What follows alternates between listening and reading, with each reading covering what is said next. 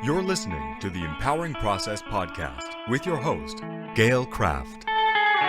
Listen as she holds frank discussions around how your purpose, being present, and trusting your power impacts your life.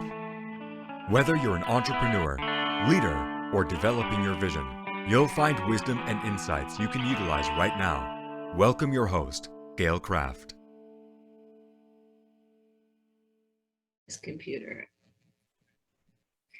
Hey, everybody, Gail Kraft here from the Empowering Process podcast. And I have with me once again my dear friend, Tashina Beckmann-King. Yoo-hoo! And Tashina, she is the founder, the proprietor, the owner, the creator of Empowered 2, number 2, Greatness. It's mindset and confidence coach. She helps people to rewrite their subconscious beliefs from ones that were limiting, preventing them from being as empowered as they possibly could be. She specializes in fertility, pregnancy, childbirth, parenting, entrepreneurs, and the artist/performers world. We're going to talk a little bit today about the journey of dancing and the journey of trust, and who knows where it's going to go from there. But Tashina, welcome to my podcast again. Thank you so much. Thank you, Gail. It's good to be back. Great to be back. I know, it's great to be back. So trust, I mentioned I'm going to hit the dance because that's the community where I think we met there, right? Mm-hmm. And what that was for me when it comes to trust. Okay. Now, I would have said that I was a trusting individual up until my dance experience, and then found that it was very difficult for me to relax into a lead and follow type dancing.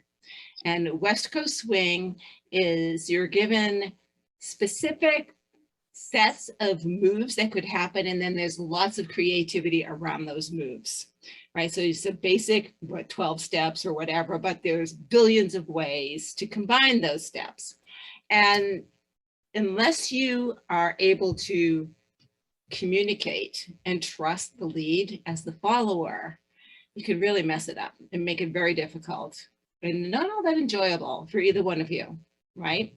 And I was a pattern dancer. If I knew the pattern, fine. If you were leading something different, I was in trouble. And right. And Dawn Kim came up to me and asked me to compete. And I laughed at her. I said, honey, I'm not following these boys. I can't compete. You have to follow. So I made a commitment to learn to follow. And as it turns out, Tashina, had nothing to do with my technical abilities, because that's what Dawn saw. She saw my technical abilities, but what she didn't see was my inability to trust the lead. And so it really took working with a very incredible man to learn to trust. And it was an Argentine tango where the woman does nothing. And I had to trust that he had me while we were dancing at an angle, right? Very, very scary, but it also helped me break through some barriers. So let's talk a little bit about the barriers that we have and maybe why we don't trust and signs of not trusting. I think partner dancing is an incredible avenue and tool to learn so much about yourself in so many capacities, one of them being trust. There's a lot of clients that I work with who are dancers in the partner dance realm who have a real huge challenge with trusting, regardless of the leader or follower role, because both roles are required to have some element of trust in their partner. And so one of the things that typically comes up is these different aspects or angles that you work with trust in partnership with dance. So there's the aspect of, do you trust yourself and the patterns that you have learned?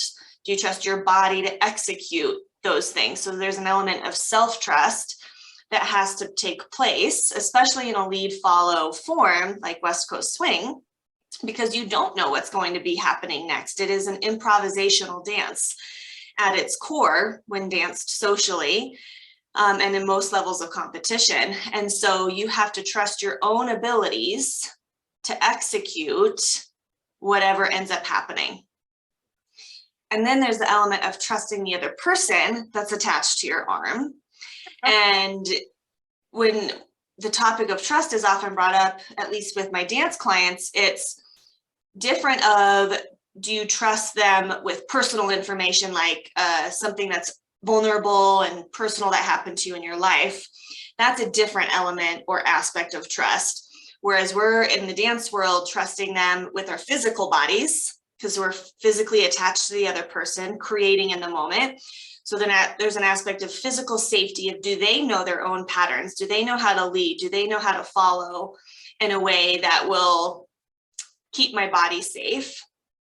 There's the element of trusting the creative aspect.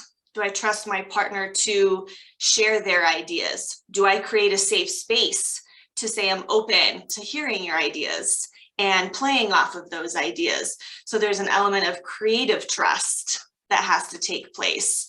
So that comes back to, do you trust your own creative ideas? Do you trust in yourself enough to even share those then with your partner?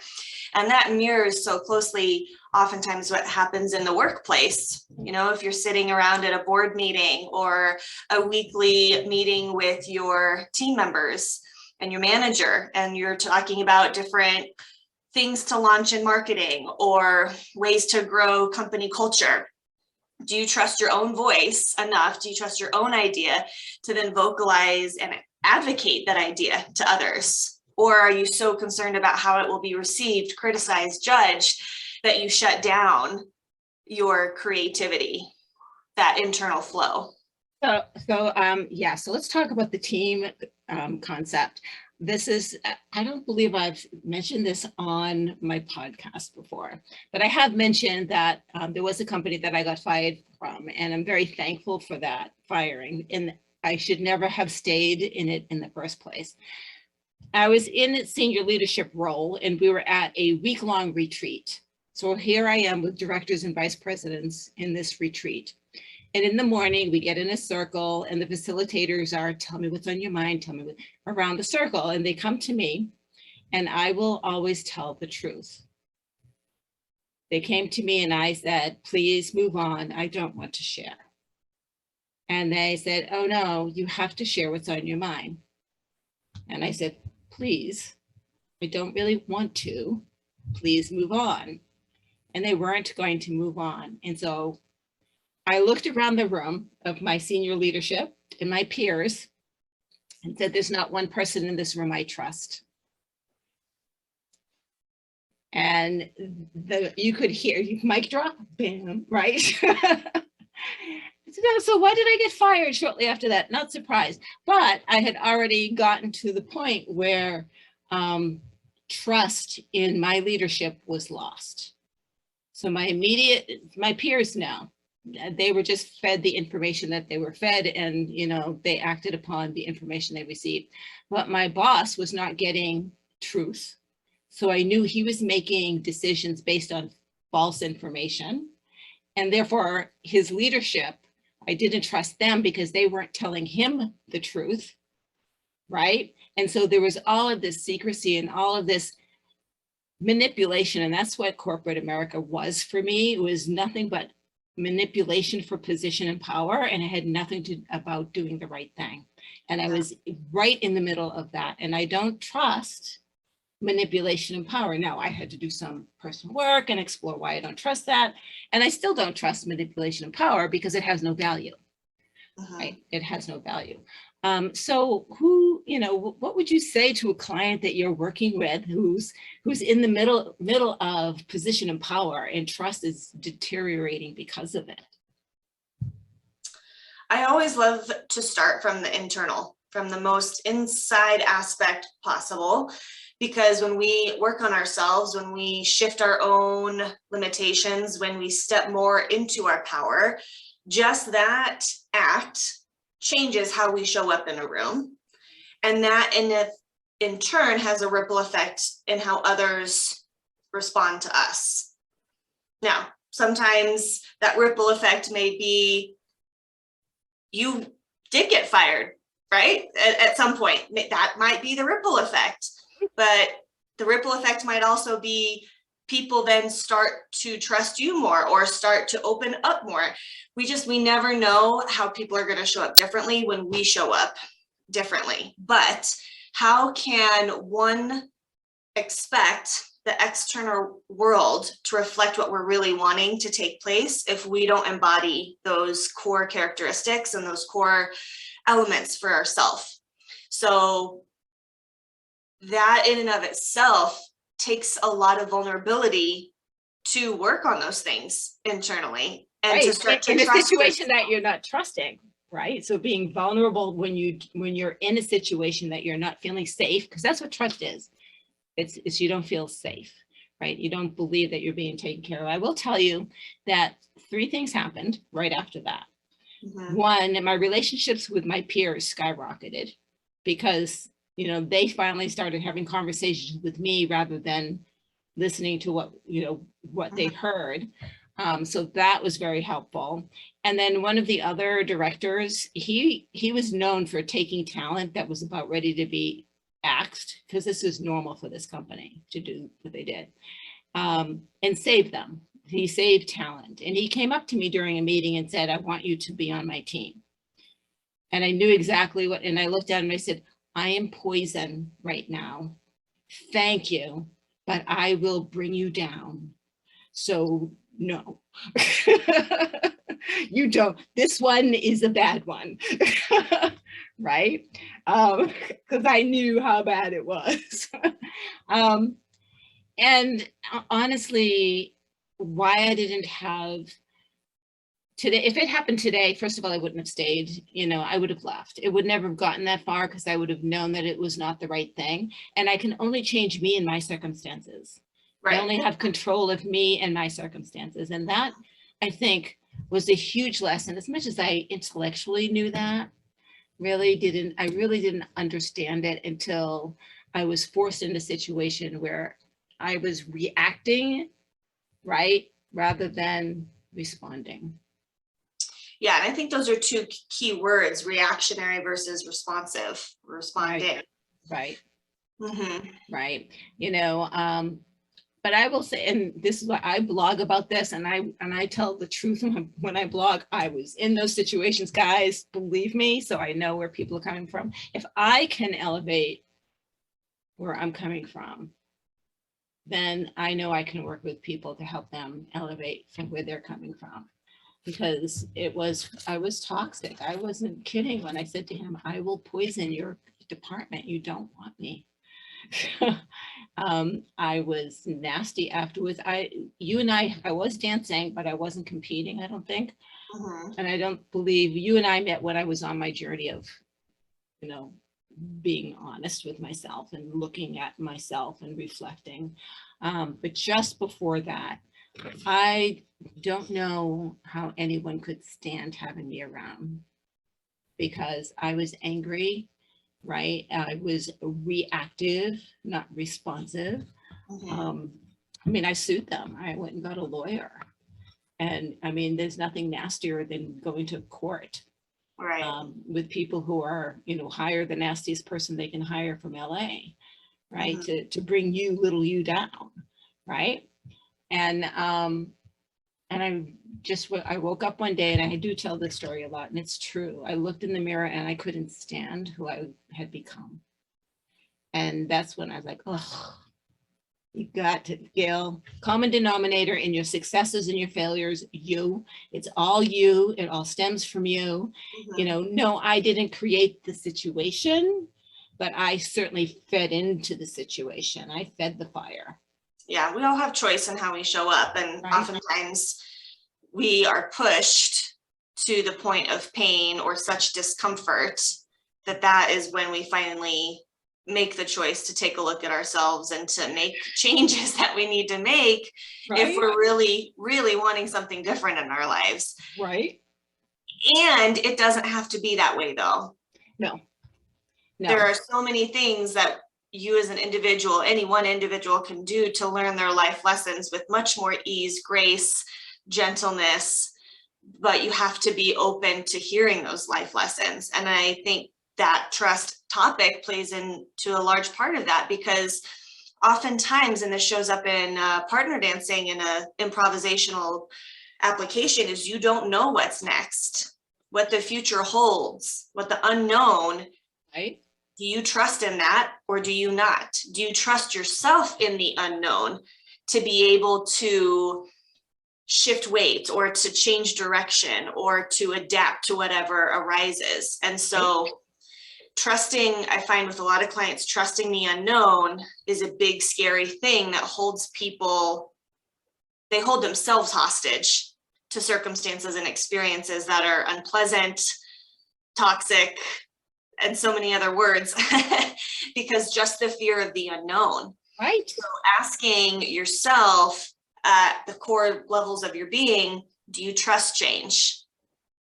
You trust yourself to navigate change. Right. Right. But just even the concept of change, I think, is so important. And I honestly think, because I've observed you for a while, and like I've said before, you're the first adult in the dance community that I met. Yeah. But you were dancing, and it was a Jack and Jill, and it was with Benji. Mm-hmm. And Benji is a very selfish dancer. He's good in that he makes sure that you don't fail, because he doesn't want to look bad, but it's about him. It's not about you. Well, there's a lot of really beautiful qualities, though, in his dancing that do play into partnership. Right. But the two of you together, I mean, you completely knew who you were. And that's where the trust in yourself comes in. You were spot on in absolutely everything that was going on. It didn't matter. And it was so beautiful and so creative and so gorgeous. And so we bring that back to, outside the dancing world. And I think that's what we miss out on when we don't trust ourselves to experience the juiciness of life. So yes, I totally agree with you. There was one specific dance that I had with Benji that is etched into my memory. And we were at an event in Seattle over the Easter holiday several years back. And I was new to the highest level of competition in West Coast Swing. And I drew Benji. And Benji, as you shared, Gail, is very expressive in his dancing, is very vocal with his ideas. And he commits to them and he goes for them. And that was intimidating to me. And I was still getting to know myself as a higher level professional dancer.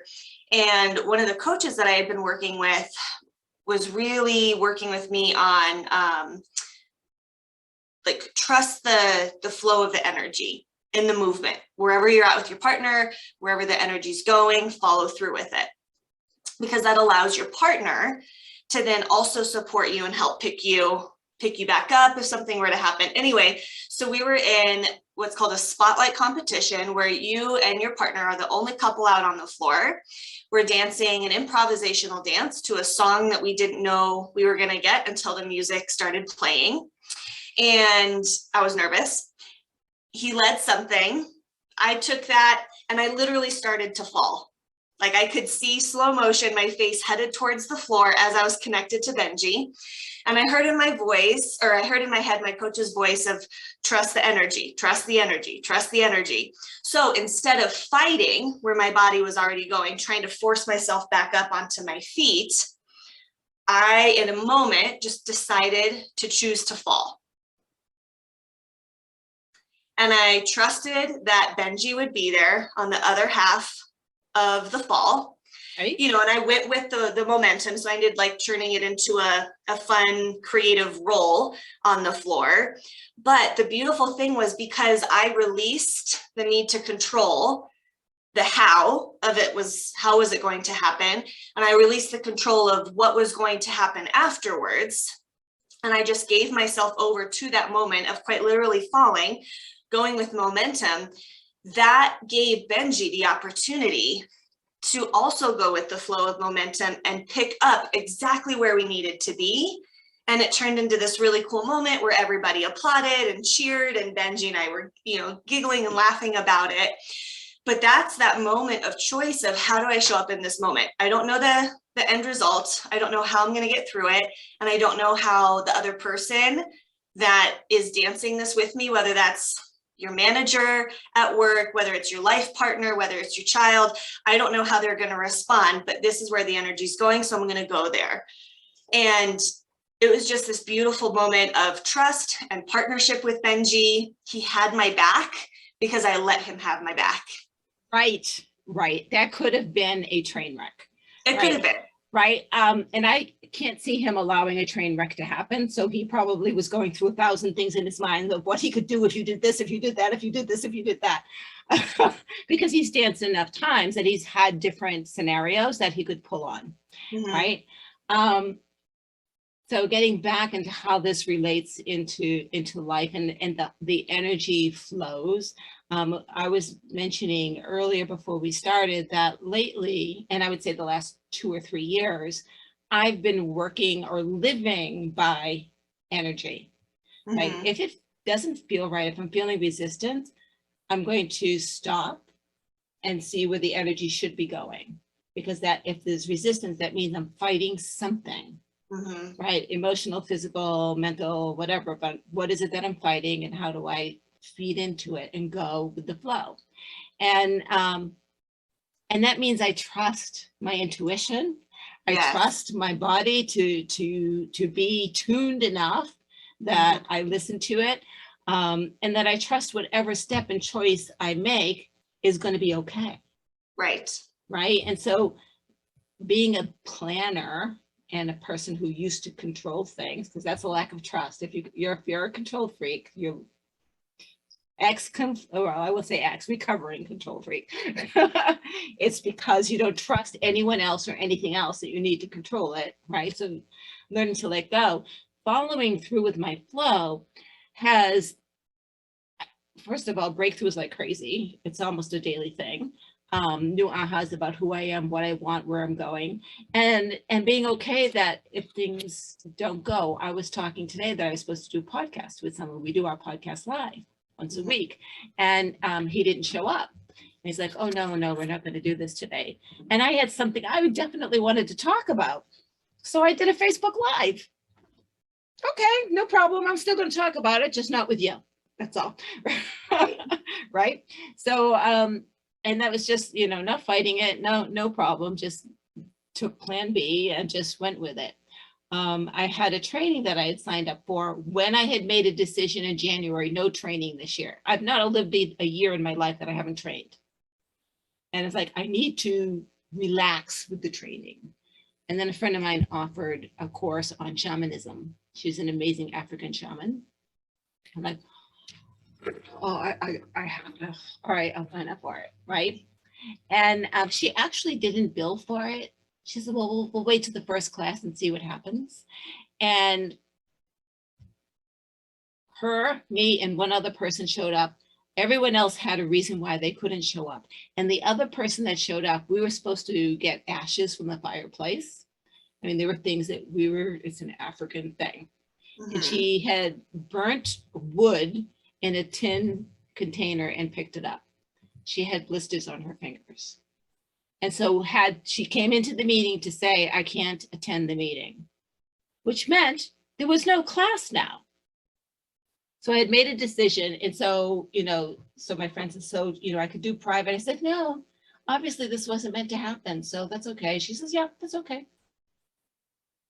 Just go with the flow. Yeah. And starting if that way of life is new, or the big aspect of applying going with the flow seems overwhelming, I always encourage, and I have to remind myself to start with the small things. Start with the small things. Yeah. It doesn't have to be a large implementation of going with the flow right off the bat, especially if that way of thinking and way of living is unfamiliar. Start with small things, however small it may be. And seriously, so I'll give you an example of a small thing, right? Mm-hmm. So like I said, I'm a control freak. One of my pet peeves or control issues is I have to do the dishes and get them put away. Dinner is done, clean up, right?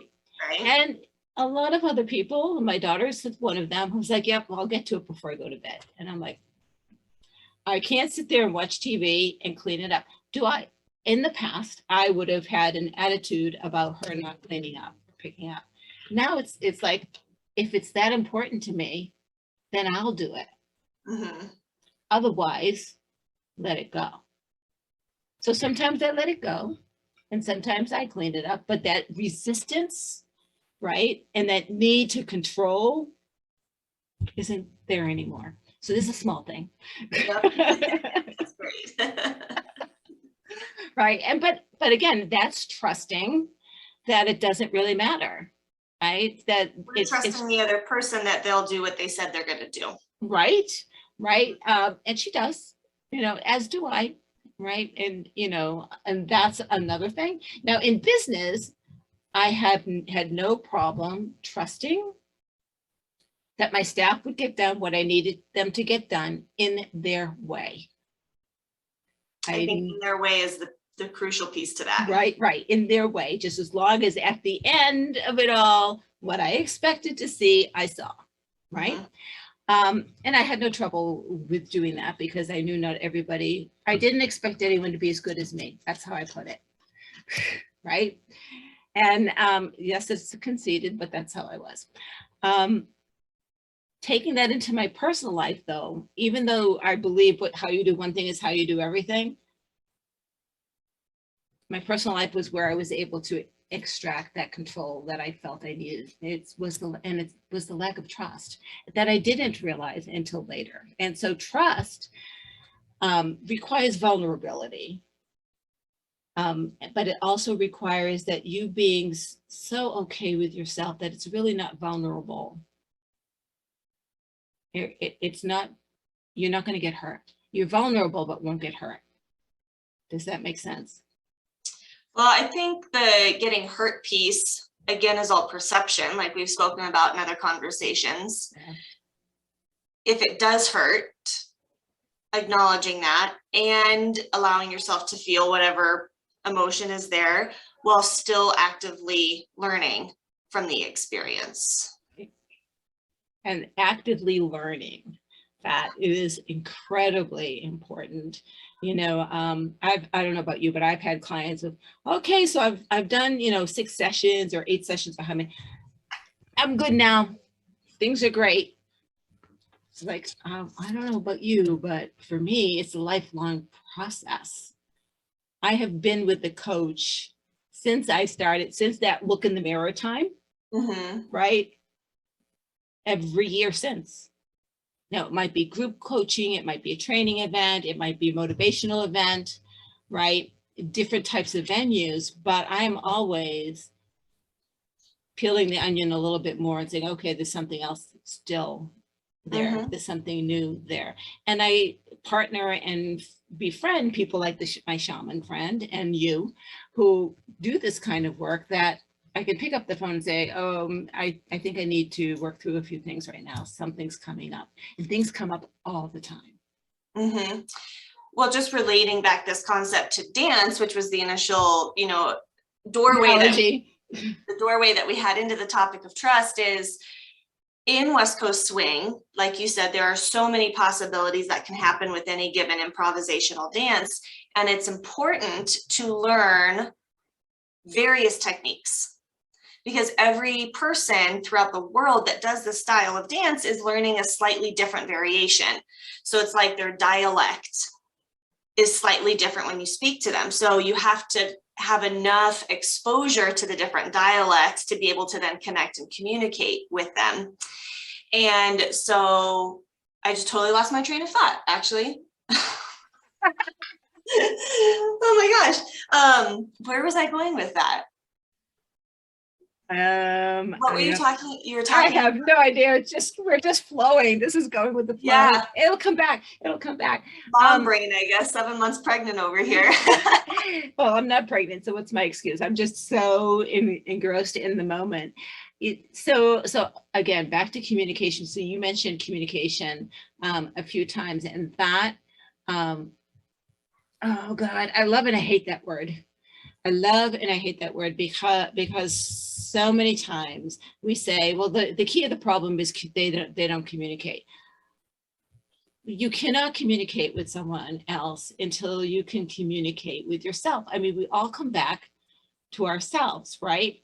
And how truthful are you with yourself, and how much do you trust yourself to do things, to push yourself, to go the extra mile? I mean, Tashina, I was 60 years old when I competed in the US Open. I mean, what 60-year-old decides that they're going to decide to dance? Come on. And it's funny, actually. Yeah, that's true. Right. But it was something that I always wanted to do. It was a goal that I had, and somehow I was going to get there and do it just because I wanted to. And it was so fulfilling, right? And it didn't matter that I was awful. I was good enough to be there and I had such a grand time being there. Then that was the point, was to relish the experience. Right. And when we relish the experience of the moment, we learn. I'm getting back to the juiciness. It's all about being delicious of life.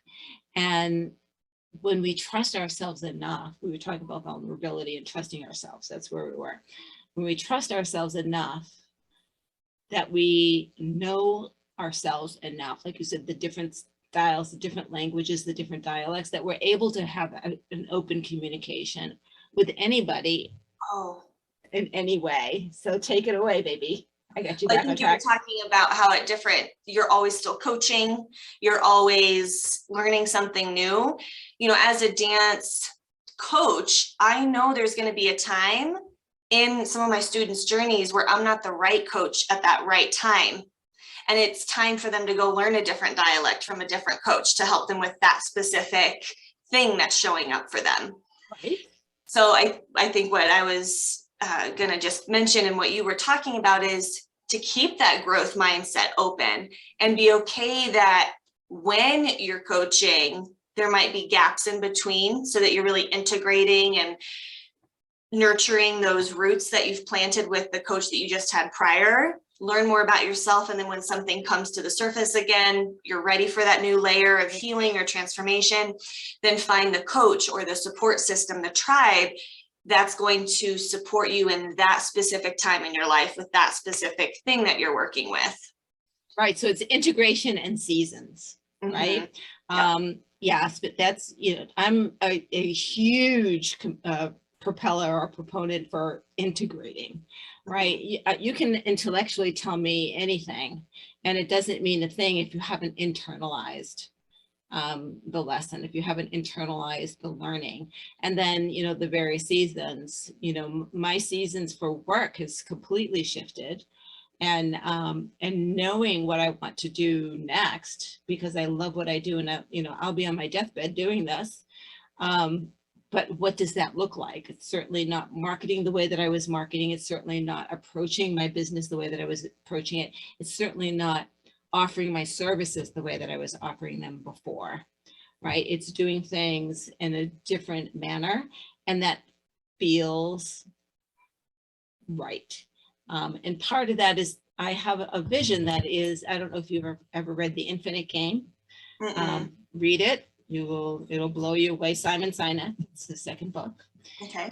And because of that book, I have created an infinite mission statement. And an infinite mission statement means that it can never be achieved and it will live on forever, but it's not in the achieving. The joy is not in landing it. The joy is in the journey. Right.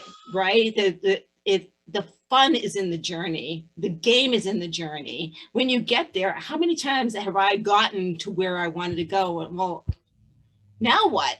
Right. And there have been times that, like, shit, I don't have anything.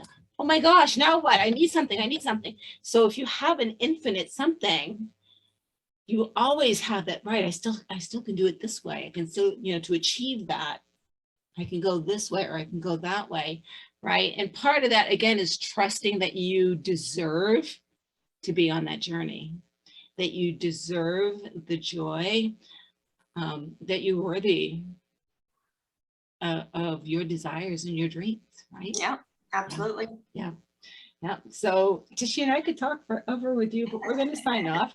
So thank you so much for talking about trust and letting me go the dance route with it. Yeah, it's a fun analogy to use because there's so many elements that show up in partner dancing, especially an improvisational one like West Coast Swing, that are exact mirrors of what show up in everyone's personal lives. Right. You know, when I first took Argentine Tango with Mark, and we got into that hold that where I had to he wouldn't even move until I relaxed into it. Right. And then when I finally relaxed into that hold, because you're at an angle, right? He said, now I know everything I need to know. And I was like, holy shit, he does. Yeah. Right. And that's what happens when you trust someone enough to get into the angle, and that's at an angle, right? And lean in is literally leaning in and relaxing into the hold. When you trust someone that much, it means you trust that he or she will take care of you, and where you're going is just perfect. And so Tashina, how can people get in touch with you? I'd love for them to get in touch with you if they want to know more. Thank you. Empowered2greatness.com. You can also find me on Instagram at Transform with Tashina. So those are the two best ways to connect with me. Fantastic. And this has been so much fun. Thank you, everybody. This is Gail Kraft from the Empowering Process podcast, spending time again with my friend Tashina. If something here rang a bell with you or brought something up, message us and maybe we'll do another session covering whatever your question is. Yeah. Or if you know someone that could benefit from this, share it out. Please subscribe, like, download, do your thing. Thank you, everybody. Bye-bye. Bye-bye, Tashina. Bye, Gail.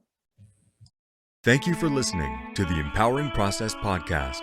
Be sure to visit Gail at gailcraft.com to learn more about how she serves thought leaders, entrepreneurs, and goal seekers. And remember, if you like this broadcast, be sure to share and subscribe so you don't miss an episode.